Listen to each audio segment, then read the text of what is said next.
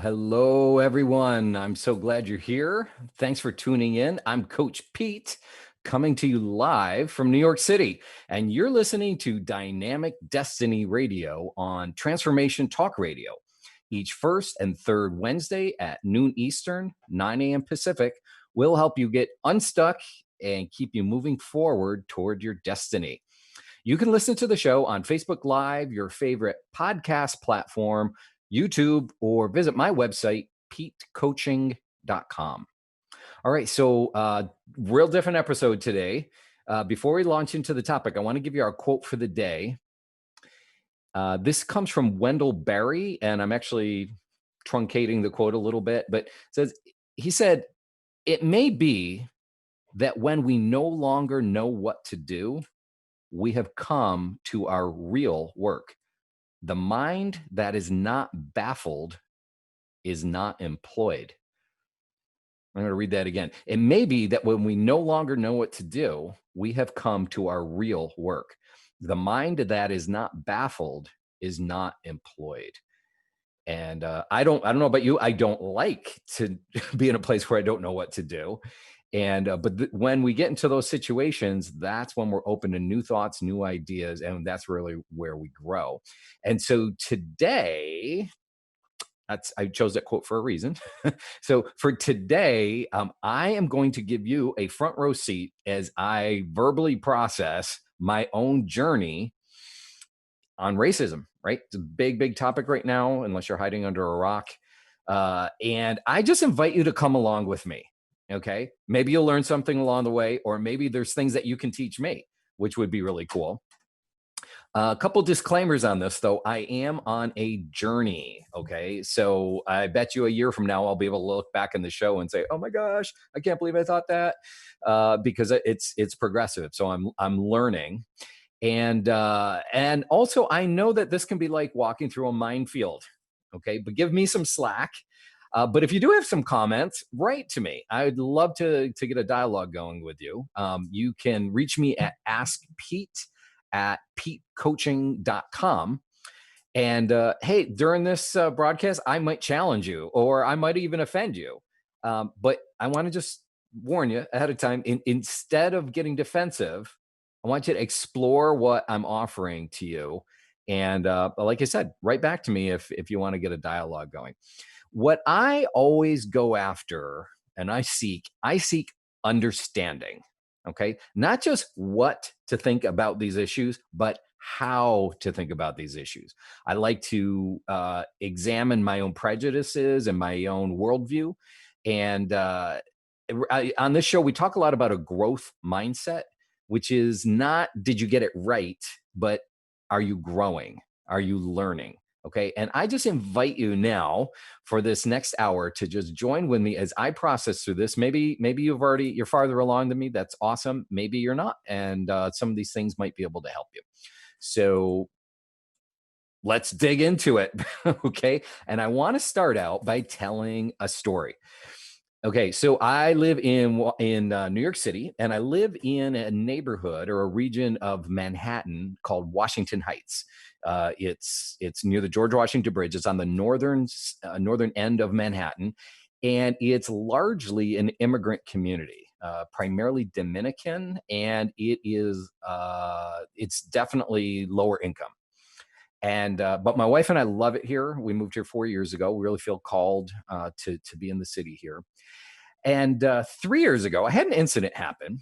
And I want to tell you about that. About 3 years ago, in August, it'll be 3 years. 9 o'clock on a Friday night, I was hanging out on a street corner, looking down on my phone, trying to pick some music or a podcast or something. We were waiting for someone. And out of the blue, all of a sudden, bam, my head I felt like I walked into like a metal sign or something like that, but I wasn't walking. I didn't know what had happened. I kind of went into this shock mode and almost completely fell over. And as I was getting up, I saw a young African American man, probably about 18 years old, running away with his fist in the air, happy, skipping along across the intersection. And my wife yelled, and I don't remember exactly what I yelled, but he basically sucker punched me. He came running down the street, punched me really hard. I was wearing my earbuds, and it ripped my ear, not off. Obviously, I still have an ear, but it tore it, and the blood went wedged into my ear, and it could have been a whole lot worse than it was. But I was really stunned. I was shocked. I stood up, and this is it's right on a street. It's 9 o'clock, and in our neighborhood, it's still very, very lively and active, especially on a Friday night. So we were outside of a vegetable stand or a store, and the people there saw this happen. They were like, our age, or mature, stable adults in the neighborhood, and they're like trying to help me. And one lady gave me like an antibacterial wipe or something to start cleaning up the blood. Because blood, all of my wife's like freaking out. We're just trying to make sense of this situation, and then we're being real helpful in things. And I'm starting to come to kind of wondering what's happening. And Lynn and I at that point said, "Hey, wow, maybe we should call the police and and report this." As soon as we said that, everybody who was around us that was trying to help us backed off, and one of the guy, maybe he was the store owner, said, "I think you need to go back to your apartment. Just go back to your apartment and go settle down." And and we're like, "What happened?" Something just flipped, and I now know it's because I used the word police. And it was really interesting. So I'm telling you this story because I learned a lot from a firsthand experience. Go back to my apartment, and then I'm just starting to settle down. It takes me about 20 minutes before I'm really physiologically back out of like kind of shock mode. And I said, you know what? I think we'll call the police, just to report it, because there's no way we're going to catch this kid. He just ran off, and he timed it, properly, and so he's not going to get caught. But I just wanted to get on the record in case there's a series of these. So I called the police. In a minute and a half, I'm not exaggerating. Within a minute and a half, 4 police officers are at my door in my apartment building. "Sir, tell us what happened, blah blah blah, tell us," and I explained what happened. They go, "Oh, and I don't know if you know this, about 8 years ago there was this stupid game fad where you'd come around a corner and people would punch you in the face." Like, "Oh, I hope that's not what's happening again." But they were real very courteous, everything, trying to help me. And I said, "Look, I just want this to get on record just in case." All right, that's what happened. I had to deal with some physiological, just like fear reaction for the next couple days. Like I just kept feeling like I was getting hit. It was weird. I'm way more alert now in the city when I'm on subway platforms, and whenever I'm in a neighborhood, I'm just way more circumspect about my surroundings. Not necessarily a bad thing. Then a couple days later, I am telling a group of my guy friends, we're getting together for breakfast, and I'm telling them what happened. And I should say I have some friends that I'm kind of like a mentor to them, and they grew up in the hood, in New York City, in the neighborhood that I'm in, and they've seen a rougher side of life. Absolutely. I explained. I said, "What happened? Why would this kid do this?" Because it was obviously racially motivated. And they said, "Oh, not sure, but it might have been a dare. It might have been an initiation. Hey, go punch that white guy. That's awesome. Stick it to the man." And that made a lot of sense, that narrative, because of the way the kid reacted when he ran away. So anyway, okay, that's what it was. I'm trying not to be bitter or anything, and I'm telling this to my friends at breakfast. And this one guy, one of these guys that I mentor, um, he's Dominican. He was raised in Washington Heights, and he's like, "The police called you, sir?" Like he was dumbfounded. His jaw is hitting the ground, and he's like, "They showed up in a minute and a half." Oh my gosh, because he has had plenty of encounters with the police and never got any kind of respectful greeting, never got a fast response time. Now, my last name, right? It's Cafarcio. It's Italian. I was obviously, white. And I don't know when the police took my report. They may have asked my age too. So, immediately I'm put into a different category. I got police protection or the right treatment. And then I learned firsthand through all this. Look, people could have told me this. I could have read about it. It makes a difference when you live through it. we have very, very different views of the police. Okay. I view police as they're there to protect me and they're on my side. And I know they're not all totally above board, but in general, they're pretty good. And I like to watch Blue Bloods. Okay. The reaction from my neighborhood people that were trying to help me, from my buddy who was telling me, I can't believe they treated you this way. They don't trust the police. Okay. They're suspicious of the police, and the police are to be avoided. They're viewed as oppressive. Which one's right? Depends on what shoes you're standing in. Okay. So, what again, I'm trying to go after understanding, and I'm looking at racial issues. By the way, real hard to separate. And when talking about urban racial issues, really hard to separate class from that as well. They both play off of each other, and they're not monolithic. It's not just about race, and it's not just about income or maybe lower income. They work together, and they're treated separately. So it's kind of complex. Anyway, I just wanted to tell you that my story on that. I ever since then, I'm way aware that I am clearly a minority in my neighborhood. Whenever I get on the subway train early in the morning, I'm oftentimes the only white guy, and I'm just sensitized to it. Okay. Thankfully, I have a pretty strong self confidence and view of myself that I don't let that wear me down. But I can understand those things. All right. So that's my story leading into this. I want to get into a conceptual thing. So bear with me. It might get a little academic for you, but I want you to understand a way for you to look at yourself and the way you view the world. We call this a worldview. It's what have you learned? How do you make sense of the world when you view a situation or event? What do you tell yourself that helps to slot that into buckets that make sense for you? Okay. And I want to reference a gentleman by the name of Jim Wallace. He is one of the co founders of an organization called Sojourners. It's a Christian organization that wants to see societal change. And he said something really profound. It stuck with me for decades. And it's, it's, I found it to be very true. Conservatives, if you tend to be on the conservative spectrum in not just politics, but the way you view life and work and wealth and all those things, family, conservatives tend to emphasize personal responsibility. Okay. If I'm going to be successful in life, it's up to me. I have to take responsibility for myself. Liberals, if you tend to be liberally politically or the way you look at the world, liberals tend to emphasize social responsibility. They want to address systemic issues that are in society. Which one's right? Both are needed. We need both of those views in order to bring about change and in order for a society to thrive. Okay. You might, maybe an image that works for me is like an eagle. Okay. It has to have two wings in order to soar. It's got to have a left and a right. So conservatives, personal responsibility, so liberals, social responsibility, and want to address systemic kinds of issues. Here's the problem is if you're like most people, you probably tend toward one or the other. And given the hostile environment right now in the United States and probably around the world too, we tend to get encamped in one of those one of those views. So you'll selectively find history points, news feeds that bolster your existing worldview. Okay, and it helps to confirm what you already thought. Depending on the news source you're looking at, they will feed you stories that demonize the other side. Okay, if you're conservative, maybe you're watching Fox News. They are going to show you the most egregious stories coming out of far left things. They're going to tell you things that Nancy Pelosi said that are just whack.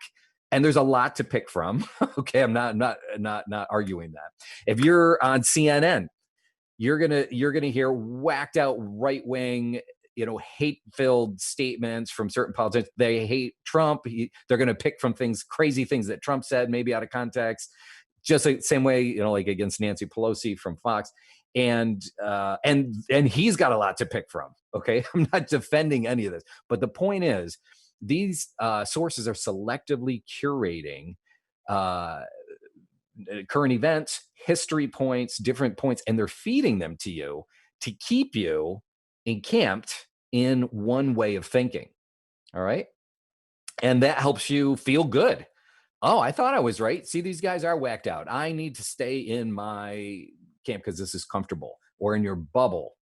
Another phrase, another term for this is your echo chamber, right? And in social media, you can selectively get rid of friends, like, oh, unfriend. I don't like what you said. And I'll tell you, if you're hostile, if you say really hateful, mean things, and hate is not, I disagree with you. Hate is the way you treat another person, right?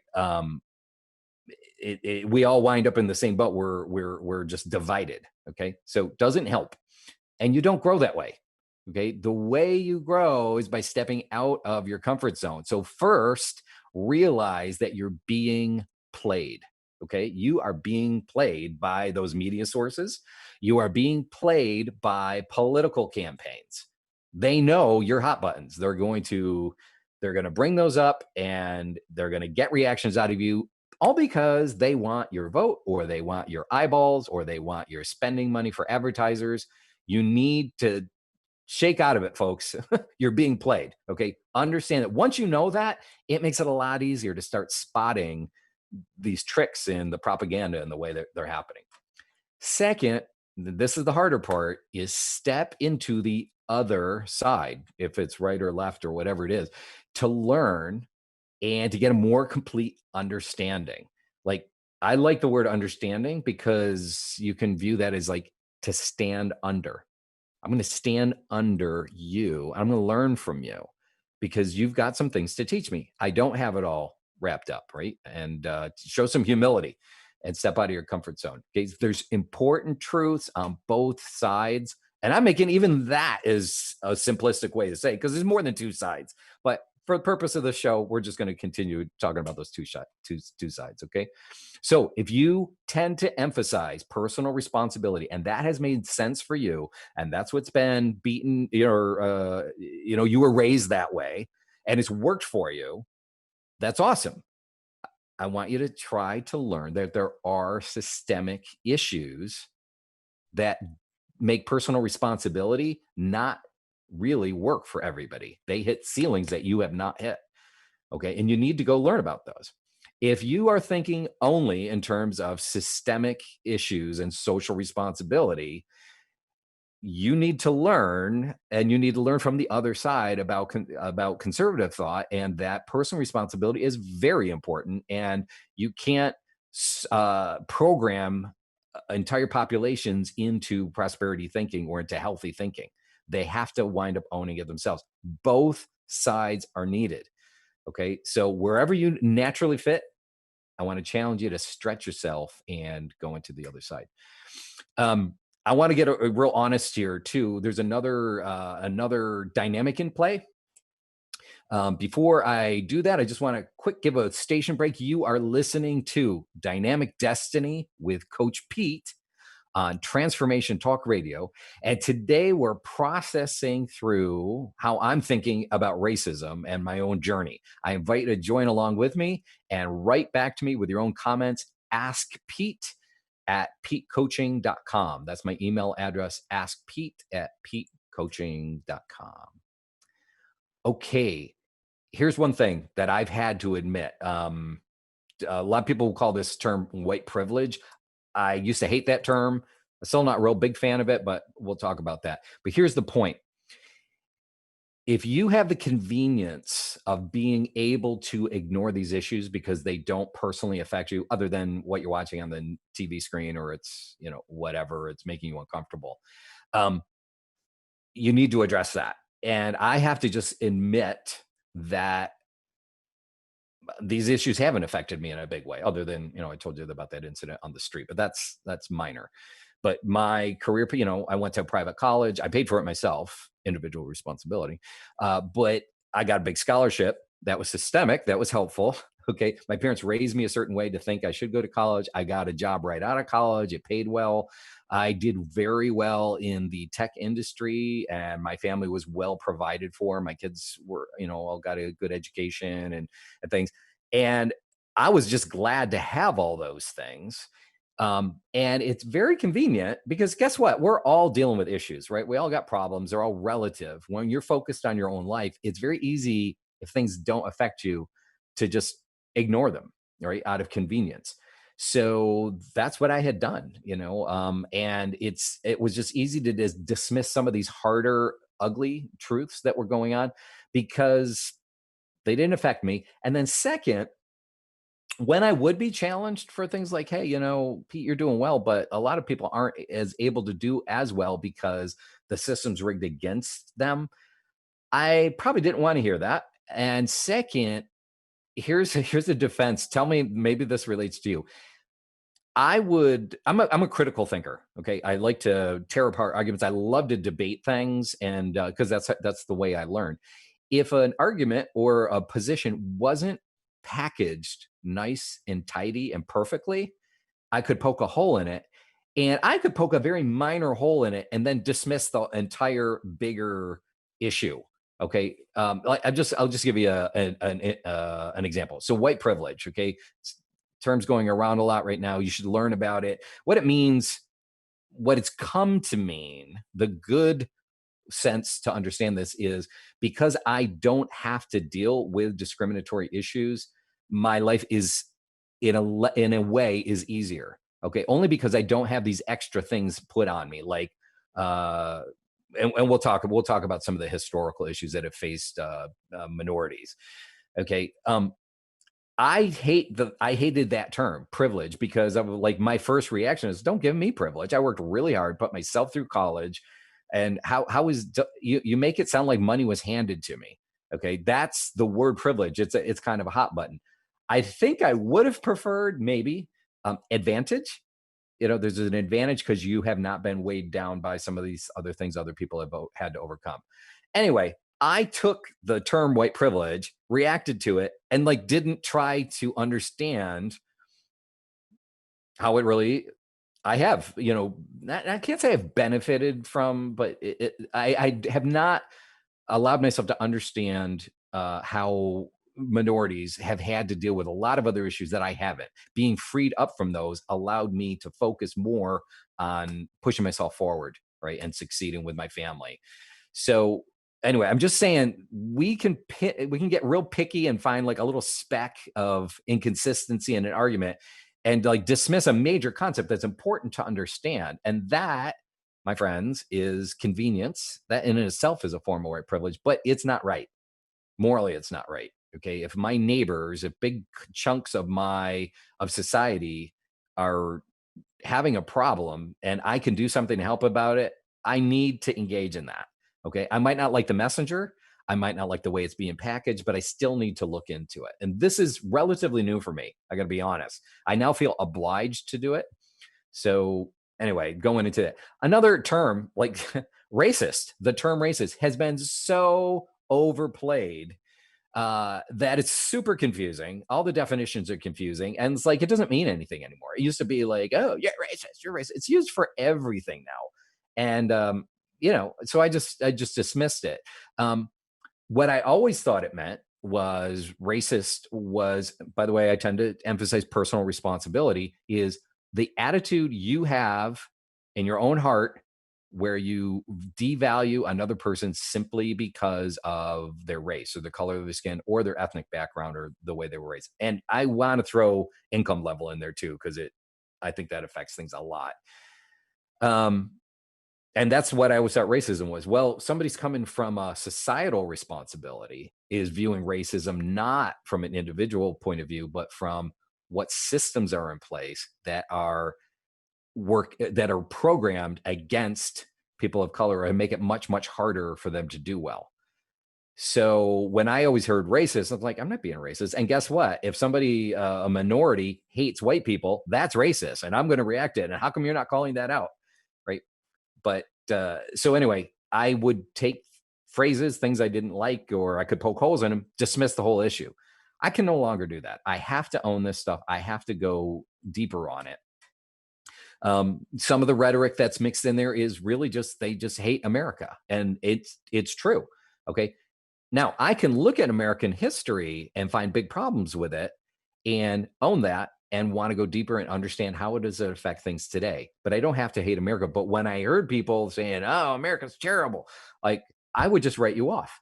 Okay. But I'm having to learn to put my big boy pants on, look past the rhetoric and go to the deeper issues. And I want to encourage you, no matter which side you're on, to do the same.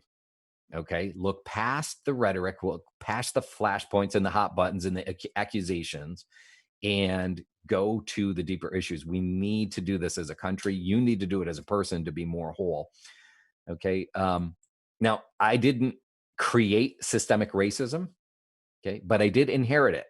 Okay. We all did as a country. It's where we're at right now. So by virtue of you being alive today in the United States or wherever you're living, we've been born into an amazing country, but we have inherited some issues that need to be dealt with. And what to do? Well, we're going to talk about that when we come back from the break. It's going to start. I'm not even going to tell you. Hang on till after the break, and we're going to start digging into what can you actually do about that.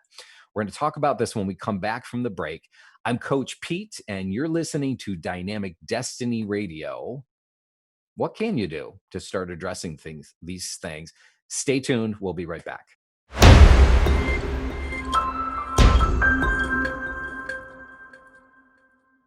We're back on Dynamic Destiny Radio with Coach Pete, where we unpack your powerful potential. As a reminder, you can catch archived episodes and get lots of helpful content and resources at petecoaching.com. Hey, well, we're in the middle of a lot of upheaval in the country right now, and we're wrestling and dealing with the issue of racism, amongst other things. Plus, we're in a pandemic lockdown. Hello. It's crazy times. And on this show, I'm just processing how I'm working through this and inviting you to do the same and to challenge some of our beliefs and to grow, right? So we can all move forward with more understanding. And we left off right before the break talking about what can you do if you do want to learn. And, the number one thing at this point, like a lot of people are ready to take action, but if you're not there yet, get educated. Okay. That's the process my wife and I are in right now. And we are learning so much that we were able to maybe conveniently ignore in the past, which I'm not proud of, but I'm just being honest. But we're working on getting educated.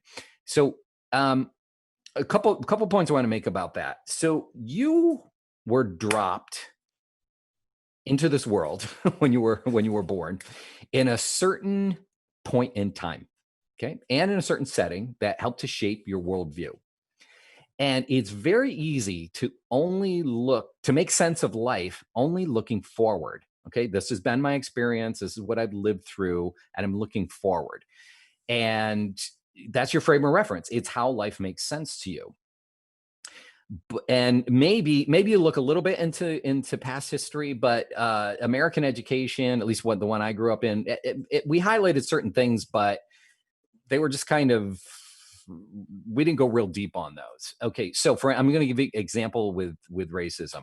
So I thought, hey, emancipation, okay, and it started the Civil War, but like the slaves were freed, awesome. And then in the 60s, the civil rights movement, like, okay, great. Vote, all the other rights that came along with that. Great. Level playing field now. If you don't prosper now, it's your own fault. Okay. I know that sounds really ignorant, but I'm just being honest. Okay. I'm being vulnerable. So don't shoot me. I know a lot of people that tend to think this way. So, but there's a whole lot more real history of real discrimination and discriminatory practices that you need to learn about. One of the real easy one to get your head wrapped around is redlining, where people of color were not allowed to get mortgages in certain neighborhoods. Neighborhoods were blocked to be like white only. And even if it was in a different neighborhood, they often couldn't get mortgages just because it was completely discriminatory. That's not just about living in a certain location. That's about building wealth. And you repeat that generation after generation after generation, and they're put at people of color are put at a very big disadvantage because they can't accumulate wealth within their own family lines. then there's other issues as well. I could go on and on, but what I want, instead of me trying to teach you, because I don't think I'd be a great resource on this. I do want to point you to some other resources. So I've included some of these in the show notes. So just go there, and I have some links. One of them that I'd say over the past 2 months, when I've gone really, since the whole George Floyd incident and everything, that I found like super helpful because it's condensed. It's about 17 minutes long. It will give you, in a very short period of time, an understanding of what people of color have been up against, even in very modern times, like even in the past 50 years. So it's in there. It's Phil Vischer is the narrator. If you're at all familiar with VeggieTales, he created VeggieTales, and so that's probably why it's such a good video, is because he knows how to present well. But anyway, I strongly encourage you to just watch that. It's a great starting point. Is it going to give you thorough understanding of all the issues? No, but it'll give you an overview and to show how things compound and multiply on each other, and that we are not all dealing or starting at the same starting point. Along with that, there's a neat video. My wife really liked this one. I liked it as well. She just thought, did you ever have like a visual representation that just bam, oh, I get it because I saw it, like in a model or a metaphor or something. And so that's also in the show notes. And it's about people. We don't all start. Maybe we start at the same starting line, but certain advantages or things that are in your life give you a leg up very, very quickly compared to other people. And that's short. It's just like a 3-minute video. It's a privilege. It's about white privilege, but it's about starting, not just white. It's about all kinds of privilege and starting line. And anyway, I highly encourage that one too. Might help to click.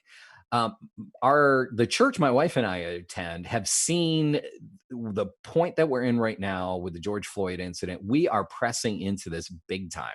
We're praying into it. We want to see justice come to culture. We want to see things reversed. And it's caused us, my wife and I, it's like, you know what? We've danced on the sidelines of this for kind of too long. So we have pressed a lot more into getting more educated. There's a video series I want to recommend. It's called The African Americans Many Rivers to Cross. It originally aired on PBS. It's now available on Amazon Prime. So if you're an Amazon Prime member, you can get their videos, for free, all these movies. This is a great series. I think there's 6 1-hour series. It's going to be an investment of time. The reason we like it is just, first of all, very, very well done. You can imagine if it aired on PBS, it was probably a higher quality, but it does not have this kind of like harsh agenda thrown into it. It's not accusatory. It's not like down with America or anything like that. It's just, this is what happened. This led, the starting from the Atlantic slave trade. And by the way, it's not just all bashing white people either. And so that's why we liked it. I think their treatment made it more acceptable for us to learn from it. But wow, I have a way better understanding of what's really been going on and what people of color are up against. And I highly recommend that resource. There's plenty of other ones as well. So, whatever works for you. But if you're serious, I just do encourage you to go deeper. Another way of getting educated that works especially well for me, this is just the way I learn, is by hearing other people's stories. Okay. And I'm pretty active on Facebook, and a couple of weeks ago there was just lots of stories flying around of individuals telling their stories. Mostly at the time it was about their encounters with the police. I read that, I already told my police story earlier in this episode, and I read it not just from about police discrimination or just not treating people of color fairly. I read it like, that's just the police, but I bet you they're facing this in a lot of other ways. And to hear individual accounts and stories, like there's one that I posted, it's from a college professor, and he immediately assumed guilty, and he's scared that he's going to get shot just because he was walking across the street to go get a burrito. but someone said, oh, my attacker looked like that guy. Okay, you just need to get sensitized, and reading stories is a really great way to get a deeper level of understanding and what someone's personal experience has been like. This is very different than mine or yours, maybe depending on who you are. Um, I also got to say, building relationships with people can teach you a lot. I have learned a lot from some young men that I've mentored up here in Washington Heights and in the Bronx. Through my church, I met these guys. Most of them were raised urban poor. One of them actually grew up in a gang system, and I have learned so much just by hearing their stories, learning about their life, interacting with them. Just a couple of highlights. These guys are smart. I mean, like really talented. One of them's a real talented artist. The other guy's got a mind like a steel trap as far as recalling memory and figuring things out. Another one's super entrepreneurial and just knows how to sell. He can read people very well and just can hustle hard. They're smart, but they haven't had educational opportunities that I have, and they're not networked into with people that can give them a leg up. And I had to experience that to meet these guys, get to know them. And it's like, and of course I'm a coach. I'm a professional, personal coach, and I'm a professional coach, and I can spot talent really well. And I can see these guys are amazing, but it hasn't been developed, and they haven't had the same opportunity that we have. For some reason, it took me till into my mid 50s to realize, wow, this disparity is very real, and and these are systemic issues. They're not about personal responsibility. They also, their worldview, they don't believe that they can prosper. They have been told, and a lot of evidence around them from family and friends, that even if they try hard, they're not going to succeed. And boy, that's a huge motivational deterrent to pushing yourself and moving forward. And so they view me, by the way, like, boomer white guy is like, I'm always injecting in them positivity and possibilities because that's my worldview. And to be honest, that does help them at times. I can't overcome everything, but I'm glad to help them that way. And they teach me things as well, right? They teach me about the value of family commitments, and their faith levels are amazing. The things they can believe God for, it's really cool. So we learn from each other. Also learn that poverty can create very short-term thinking. And when I say poverty, I'm not talking necessarily about like homelessness, although that can be an issue too. But if you are just scraping by, your definition of the future changes. Okay. So if you don't know where your next meal is coming from, your definition of the future is until I can get my next meal, which is like what, 3 to 5 to 8 hours. That's what you're thinking about. Where can I, and homeless people, we find that that's what happens with them. If your definition of your need is to the next paycheck, and a lot of people live paycheck to paycheck, your definition of the future is the next 2 weeks. Okay, so if I start talking about long range planning and setting goals, not connecting because they're not thinking that way. They're thinking the next 2 weeks. And by the way, just so you're not blaming the victim, this is a human coping brain adjustment that affects everybody. If it doesn't matter your racial background, it doesn't matter how you were raised. If you uh, are desperate for your next need to be met, your brain is going to readjust and reorient around that. Okay, or it's just paycheck to paycheck. You're not going to be thinking about long term future. You're only going to think about survival. It's called survival mode. You can go research it. Okay, um, and one other that was a little bit of a rabbit trail. It was more about income and class, but it's a big issue and it affects everybody. And one other thing, that just to get educated, my wife and I last night went to like a demonstration. Okay, they're all over the place in New York City. You read about them, and some of them are violent. Whatever, most of the ones in New York are not. But depending on what news source you read, actually all the news sources, they're going to show violence because, like, oh, it's upheaval, oh, it's terrible, and I don't want to deny that there are some really scary, dangerous things going on right now, but it's by and large not where most people are at. Okay. But so we wanted to do one of these, like, hey, you know what? They're happening in New York. We're in New York. let's go check one of these out. So we went to a kind of a safe one, which was called Pray, March, Act. Plays into our faith commitments. We knew we were going to be with people from multiple churches, and we were kind of aligned around that orientation, which is like, hey, we want to pray for the peace of our city, and we want to pray for justice, and for these things to be overturned. So we did one of these, and we marched through about 2 miles through Washington Heights. And I'll be honest, my primary goal there, what did I expect? I went to pray because I do want to pray for the blessing of my city and the blessing of everybody in the city. But I went mostly to learn. I was like, I've got a lot to learn. This hasn't not been my upbringing or experience. And I just want to learn and see what are the mentalities here.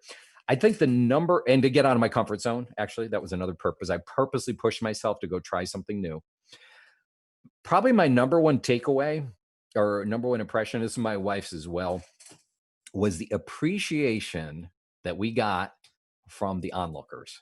So we went through some pretty dense areas in Washington Heights, and there was a lot of people out on the street, and they were just looking and they're reading their signs, and they're like, there were a lot of like Black Lives Matter signs, but also, we're praying, or, God bring justice and things. And they're looking, and just the look of appreciation, and like the horn honking, the cars honking, like in rhythm with us. They were joining in solidarity, but just, hey, you know what? You care. You're noticing what's going on here, and you care. That spoke to me probably more than anything. And it's something I'm going to remember. And it's something that was just a taste. I need to press into this a whole lot more. And I do need to care about people, because I do have resources, and I do have an understanding of the world, and I do have connections that they don't have.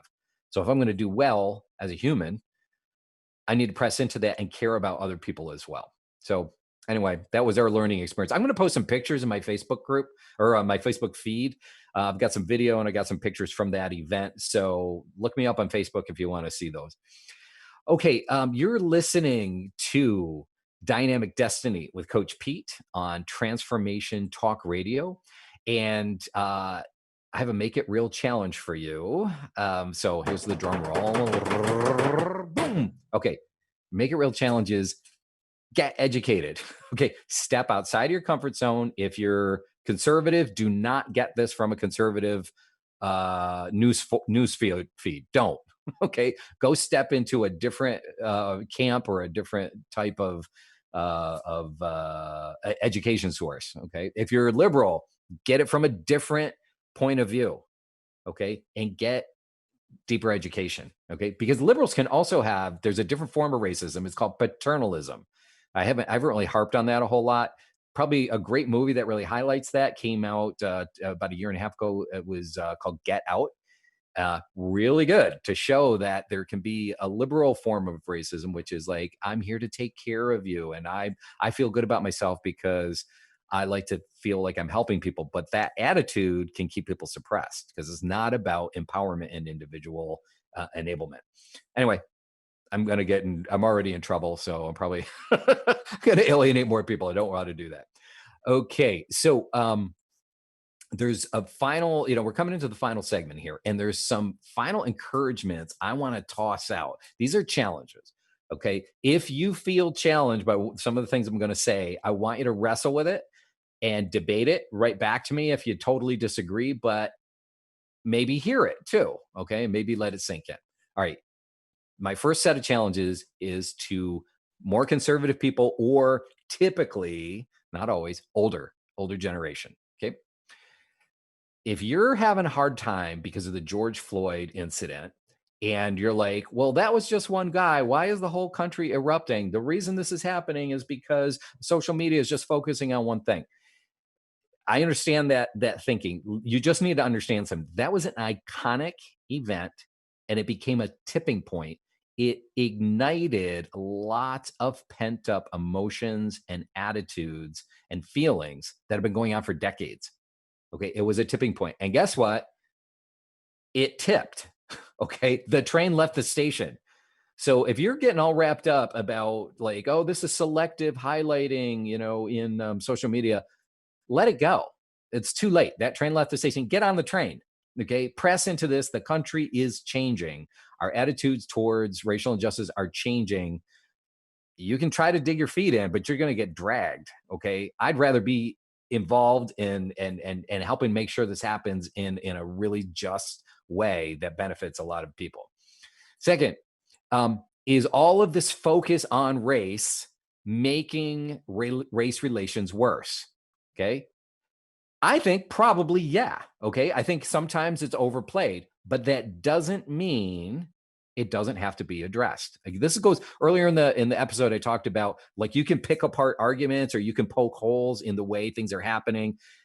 But the bigger issue is these things need to be addressed. Okay. So I could sit there and criticize, like, the Black Lives Matter organization. I could sit there and criticize some of the rhetoric that's coming. Get over it. Just get over it. Okay. And if you don't like it, the way they're presenting it, don't pay attention to it. But you do have to pay attention to the bigger issue, and you have to enter into this, or just be quiet. Okay. But it does not help to pick apart those things. Third, time does not heal all wounds, and it does not heal societal wounds. Okay. So, a conservative, if you've got your head in the sand, like, it's not going to work. Okay. So you do have to step up and get involved. Start by getting educated. But here's the thing: if you don't get involved, you are automatically abdicating this issue to more radical elements. Okay, and there are radical elements out there. I could pick those apart. There are people that want to completely just either destroy the United States or completely scrap the Constitution and do some really radical things, or have a super strong communist agenda. I see it. You probably see it too. But if you don't get involved, you're handing it over to the fringe elements. Think about it. Okay. These wounds are festering, and festering wounds attract flies. And okay, heal the wound. Don't just try to swat the flies. Get involved in healing the wound. Third or fourth, if you're having a hard time understanding the younger generation, because, like, we see less injustice, like, wow, why can't you see the progress? Why can't you see civil rights movement? Why can't you see emancipation? Here's the thing. I really struggle with that until I heard Bill Gates say this, and it really helped me a lot. The younger generation actually there's less injustice, but they have a lower tolerance for injustice. Okay. And that is the calling on this generation. I'd say millennials and Gen Z too. That's their generational calling. It's their generational mindset. They are really bent on dealing with injustice where we tolerated a lot of things. Okay. There's less injustice out there. There's more opportunities for people, but their tolerance for what's wrong is a lot lower. It is what it is. You're not going to change that. And let them teach you some things. I'm learning. I don't think I'd be learning as much as I did right now if it wasn't for my daughter. I've got a real active niece, some other people that are really teaching me some things. And I have to be open to that. Like, wow, you know what? I did gloss over things. Okay. Can't do that. The last thing to say is change is never neat and tidy. It never happens that way. After everything is sorted out, you can look back in history and say, oh, these were some major shifts that changed. But when change happens in the midst of it, it's never neat and tidy, ever. It's tumultuous, it's confusing. It'll shake out eventually. Okay, if you're more liberal or you're in the younger generation, I'm running out of time, so I'm going to have to go through these more quickly. Social media can magnify anything. Okay, add to that censoring that is not starting to happen now with technology platforms and things. You can be made to believe anything. Scrutinize what you're seeing. Okay. Be careful. You've got to use some discernment. Okay. Just because everybody's saying it doesn't make it true, or just because it's a trend. So scrutinize things more. Second, America is not a terrible place. Okay. A lot of foreigners will tell you that our race relations are actually a whole lot better than they are in Europe or in other places. Okay. It's bad. We already just talked to your tolerance levels lower. Fine. Step it up. Help to lead us to make change, but don't hate what we have. Our system allows for this change. That's one of the beauties of America. Okay. So I'm not defending any of the things that happened before, but be careful of the narratives that say America's terrible and has been always terrible right from the beginning. It's not. It's a mix. And that's life. And that's about growing up. Life is a mix. There's good and bad. You've got to be able to pick them apart. And my last point is don't judge previous generations. I have a whole episode on this about it's called Your Generational Destiny. I have a link in the show notes to go there. Um, if you were alive back in previous eras, you may have been doing the same things that they did. So for you to sit there now and judge them, you're only able to see clearly because of what they handed off to you. All right. This has been a great episode. Thank you for being patient with me as I process through things. I want to repeat the quote for the day, which comes from Wendell Berry. It may be that when we no longer know what to do, we have come to our real work. The mind that is not baffled is not employed. Thank you, Wendell. Hey, I want to thank you all for tuning in to Dynamic Destiny Radio. I had a wonderful time, and I hope you did too. Please join me every other Wednesday at noon Eastern, 11 a.m. Central, 9 a.m. Pacific. And I have a favor to ask. If you're listening to this on a podcast platform or on Facebook Live, would you just like this and help to tell your friends about it, because that helps spread the word. Okay, this has been Coach Pete, and remember, you really are God's gift to the world. So be the best version of you that you can be. We're depending on you. Bye-bye.